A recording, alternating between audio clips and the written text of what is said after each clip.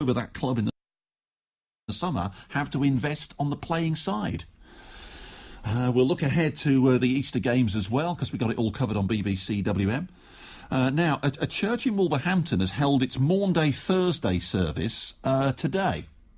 It's Wednesday, 24 hours early, so that local sex workers can attend a drop-in session there tomorrow. All Saints Church holds the session to help women in the sex trade and offer them things like hot drinks. The Reverend Sarah Schofield says it's the only place in the local community where something like this is organised. The Bishop of Wolverhampton says the decision wasn't taken lightly. There are other churches close by where people can go to worship tomorrow on Maundy Thursday. Sarah Walker from the English Collective of Prostitutes, which stands up for the rights of sex workers, joining me on the show. Sarah, evening to you. Oh, good evening. Is it right that people have to change their plans so that this drop-in session takes place then?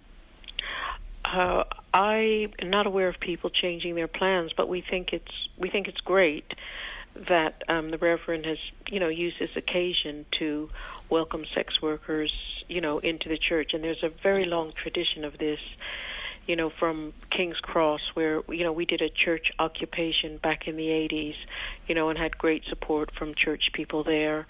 In Ipswich, the same happened after the horrendous murders. It was a man in the church was one central to, demanding safety and decriminalization for sex workers. And the same in Soho. There's just a very, very long tradition of it. And, sex workers are part of the community.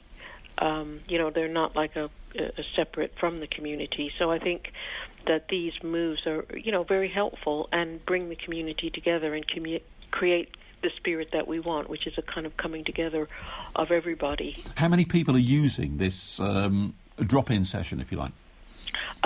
We're in London, so we don't know how many people are using the drop-in, but certainly the fact that she's set up the drop-in, it sends a message that everyone is welcome, and it works against the kind of stigma and the criminalization that so many sex workers are facing.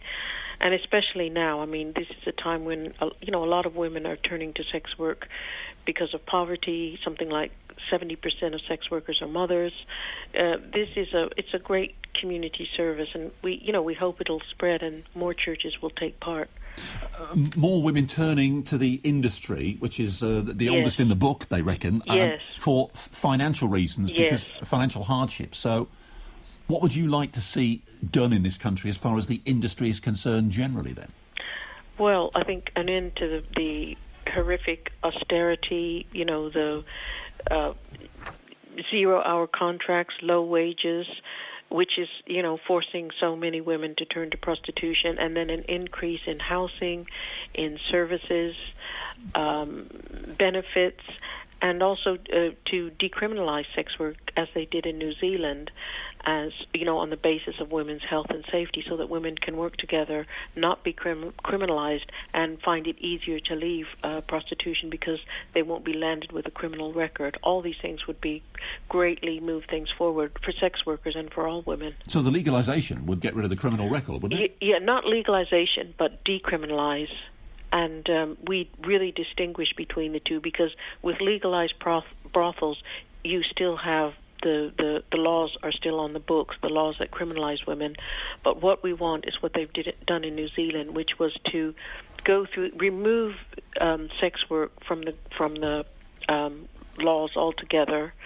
There's been no increase in rape, no increase in violence.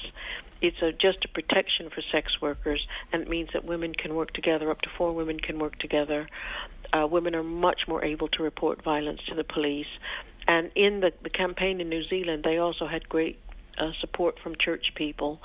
So we definitely think this is the way to go, and we hope that the Reverend in the church where you are would be ready to come out and support the call for decriminalization, and also resources for women so that nobody's forced onto the game in the first place.